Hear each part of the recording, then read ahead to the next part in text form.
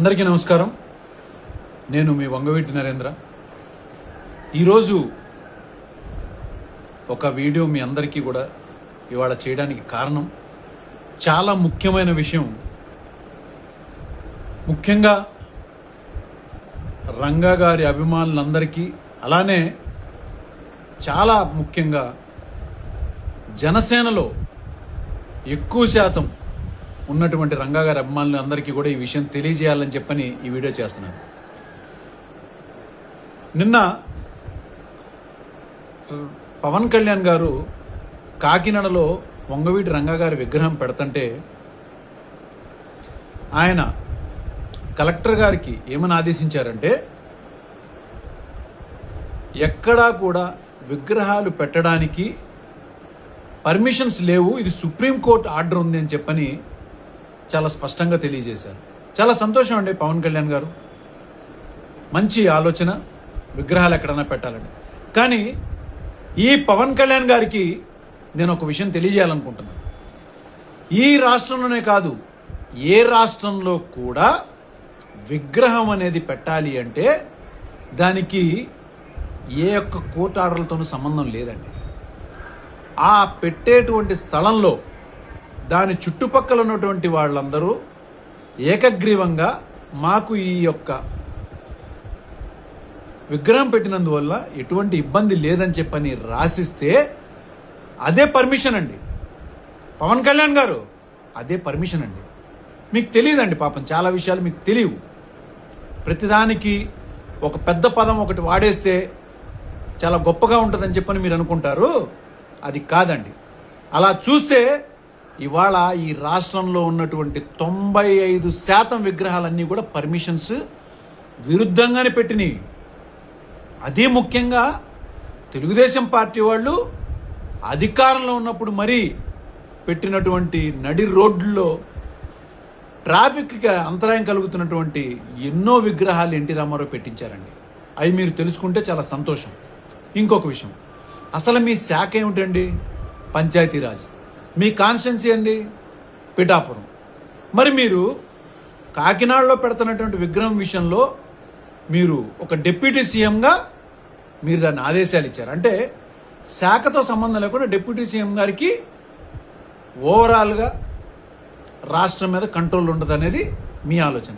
మరి ఇదే కంట్రోల్ ఉన్నటువంటి మీరు ఎలక్షన్స్ ముందు సుగాలి ప్రీతి అనే కేసు విషయంలో నరాలు చిట్లిపోయేటట్టుగా గొంతు చించుకున్నారు. మరి గెలిచిన తర్వాత ఏంటండి, అది నా శాఖ కాదు, అది పోలీస్ డిపార్ట్మెంట్ వాళ్ళు చూసుకుంటారు, హోమ్ డిపార్ట్మెంట్ వాళ్ళ శాఖ అది అని మీరు మాట్లాడుతున్నారు. మీకు ఒక ముఖ్యమైన విషయం నేను తెలియజేయాలనుకుంటున్నానండి. ఒక డిప్యూటీ సీఎం అంటే, సీఎం తర్వాత సీఎం అంటే అన్ని శాఖల్లోనూ మీరు జోక్యం చేసుకునేటువంటి అవకాశం మీకుంది. ఈ విషయం మీకు చంద్రబాబు నాయుడు గారు విగ్రహాలు రంగా గారి పెట్టేటప్పుడు మాత్రమే ఇది మీకు చెప్పారు, మీరు ఆచరించారు. కానీ సుగాలి ప్రీతి కేసు విషయంలో మాత్రం మీకు సంబంధం లేదు, అది హోమ్ డిపార్ట్మెంట్కి సంబంధించింది. మరి సంబంధం లేదు, ఉండదు అని తెలుసుకున్నప్పుడు మరి మీరు ఎందుకంటే తప్పుడు వాగ్దానాలు చేశారు? నేను ఒకటే చెప్తున్నానండి, ఎవరి విషయంలో అన్నా మీరు ఏదన్నా చేసుకోండి, కానీ రంగా గారి విషయంలో మాత్రం ఎవరైనా సరే బూటకపు మాటలు చెప్పినా, అడ్డం పలికినా ఉపేక్షించేది లేదు. చెప్తున్నాను. ముఖ్యంగా జన సైనికులు అనుకోవచ్చు మీరు, మా పవన్ కళ్యాణ్ గారు మీరు అనేంతటోళ్ళు. పవన్ కళ్యాణ్ గారు కాదు, ఎవరైనా సరే, ఈ రాష్ట్ర ముఖ్యమంత్రినైనా సరే, రంగా గారి విషయంలో ఏదైనా సరే తప్పుడు కూతలు కూసినా ఎవరిని కూడా ఊరికిన ప్రసక్తి మాత్రం నేను చేయను, ఆలోచించను కూడా. అండ్ ముఖ్యంగా నేను చెప్తున్నాను, ఈ రంగా గారిని అభిమానించే వాళ్ళందరూ చాలామంది ఎక్కువ శాతం జనసేనలో ఉన్నారు. వాళ్ళందరికీ నేను సూటిగా వాళ్ళకు ప్రశ్న అడుగుతున్నాను. మిమ్మల్ని, అదే మీరు అభిమానించేటువంటి పవన్ కళ్యాణ్ గారు ఆయనని, వాళ్ళ తల్లిని, అందరినీ దూషించినటువంటి ఇదే లోకేష్ గారి పుట్టినరోజుకి ఆయన ట్వీట్ పెట్టేటువంటి టైం ఉందండి. కానీ ఎక్కువ శాతం రంగా గారిని అభిమానించేటువంటి వాళ్ళందరూ ఇదే జనసేనలో ఉన్నారు. అదే రంగా గారికి కనీసం ఎక్కడన్నా ఒక దండ వేశాడండి ఆయన ఇంతకాలంలో? పోనీ మొన్న రంగా గారి జయంతికి కానీ దేనికైనా కానీ ఒక ట్వీట్ పెట్టే సమయం లేదండి ఆయనకి? దీనిని బట్టే నేను ఒక్క విషయం, మీరు ఆలోచనతో ఆవేశంతో కాదు, ప్రతి ఒక్క పేదవాడు, బడుగు బలహీన వర్గాల వాళ్ళు, రంగా గారి అభిమానులు, అతి ముఖ్యంగా కాపుల్లో ఉన్నటువంటి సోదర సోదరిమణులందరికీ కూడా నేను విన్నవించుకుంటున్నాను. పవన్ కళ్యాణ్ గారు అనే ఆయన పూర్తిగా రంగా గారి ద్వేష ఆయన. అందుకనే ఎక్కడా కూడా రంగా గారికి సంబంధించినటువంటి ఫేవర్గా ఒక స్టేట్మెంట్ ఉండదండి. ఆలోచించుకోండి, మీరు ఆవేశంతో కదా, ఆలోచనతో చేయండి. ఇంకో ముఖ్యమైన విషయం ఏంటంటే, ఆయన ఎలక్షన్స్ ముందు ఎన్ని రకాలుగా మిమ్మల్ని రెచ్చగొట్టారండి. మనం ఎప్పుడూ కూడా పల్లకీలు మోసే బోయల్లాగానే మనం ఉండిపోవాలి, అధికారం మనకు రాదా, అది ఇది అని చెప్పని అంత మిమ్మల్ని రెచ్చగొట్టినటువంటి ఇవాళ పవన్ కళ్యాణ్ గారు ఇవాళ మిమ్మల్ని అందరినీ తీసుకెళ్ళి ఎక్కడ పెట్టారండి? ముఖ్యంగా రంగా గారి అభిమానులు కాదు, కాపుల్ని ఎక్కడ తీసుకెళ్ళి పెట్టారండి? తెలుగుదేశం పార్టీ యొక్క కాళ్ళ దగ్గర పెట్టారు. కనీసం ఒకప్పుడు మీకన్నా గౌరవం ఉండేదండి. ఎవరికో పల్లకీలు మోసామో వాళ్ళ మీద అధికారంలో తీసుకొచ్చామని. ఇవాళ మిమ్మల్ని అందరినీ కలిసికట్టుగా తన కంట్రోల్లో పెట్టుకుని ఈయన ఇంకొకళ్ళ చెప్పు చేతల్లో ఉన్నాడు. అదే చంద్రబాబు నాయుడు గారు పన్నిన కుట్ర ఏంటిదంటే, భౌతికంగా రంగా గారిని ఇక్కడ ఈ భూమి మీద లేకుండా చేశాం. ఇంకా మిగిలిందల్లా ఆయన యొక్క ఆలోచనల్ని, ఆయన యొక్క ప్రతిమల్ని, ఆ యొక్క విగ్రహాల్ని పెట్టుకుంటా మనం మన అభిమానాన్ని చాటుకుంటున్నాం. దీన్ని కూడా ఎట్లయినా ప్రజల్లోంచి, అతి ముఖ్యంగా కాపుల యొక్క మనసులోంచి తీసేసేయాలన్నటువంటి కుట్రకి ఆయన చెప్పిన, చంద్రబాబు నాయుడు చెప్పిన డైరెక్షన్స్లో ఇదే పవన్ కళ్యాణ్ గారు పూర్తిగా పనిచేస్తున్నారని చెప్పని మొన్న జరిగినటువంటి కాకినాడ ఇన్సిడెంట్లో చాలా స్పష్టంగా మనకు తెలిసిపోతుంది. దయించి ఇప్పటికైనా సరే ప్రతి ఒక్కరికి నేను చేతులెత్తి జోడిస్తున్నాను. పవన్ కళ్యాణ్ గారి మాటలు, మాయ మాటల్లో పడి ఈ రంగా గారి పేరుని ఈ రాష్ట్రం నుంచి తీసేయాలని చెప్పని ప్రయత్నం చేస్తున్నటువంటి ప్రతి ఒక్కరికి కూడా నేను విన్నవించుకుంటా. మీరందరూ కూడా ఏకం కండి. నేను ఆ కుటుంబ సభ్యుడిగానే కాదు, రంగా గారి అభిమానిగా కూడా నేను చెప్తున్నా, మనందరం ఏకమవుదాం. రంగా గారి పేరుని ఈ రాష్ట్రం నుంచి ఎక్కడ ఇంతపాటి ఇది కూడా తీయలేరు కాదు కదా, అసలు కదపలేరు. ఒక చిన్న రాయి ముక్క అంతా కూడా కదపలేరు. ఆయన విగ్రహాలు మేము పెట్టుకుంటాం మా అభిమానంతో. ఆయన పేరుని జిల్లా పేరుకి, ఒక జిల్లా, కృష్ణా జిల్లా పేరుకి పెట్టేంత వరకు కూడా మా యొక్క పోరాటం ఆగదని నేను చాలా స్పష్టంగా తెలియజేసిన.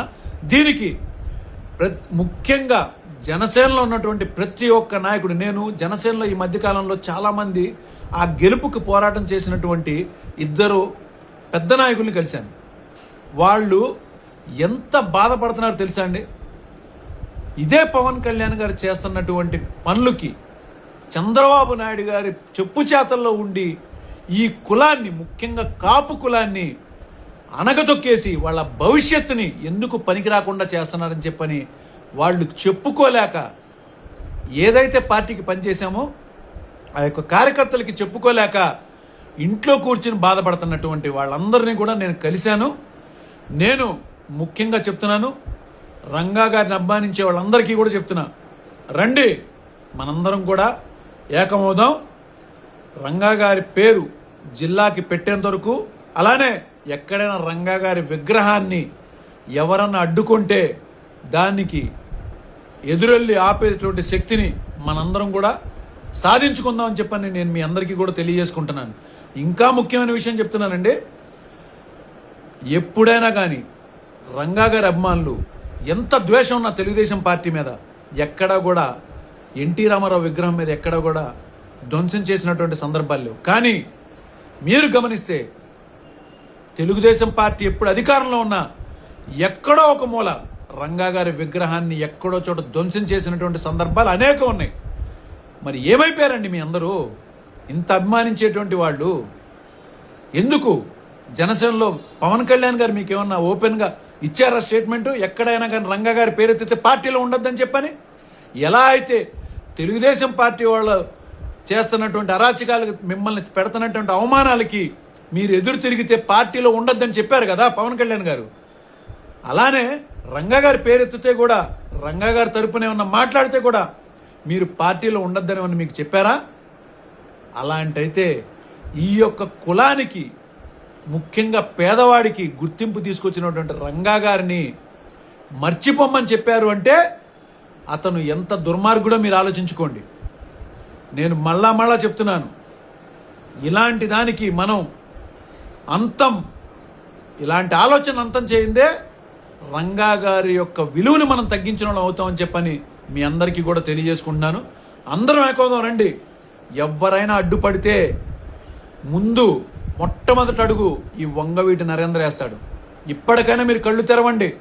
రాష్ట్రంలో జరుగుతున్న కుట్రని మీరు గమనించుకోండి. ముఖ్యంగా రంగా గారి మీద జరుగుతున్నటువంటి కుట్రని మీరు గమనించండి.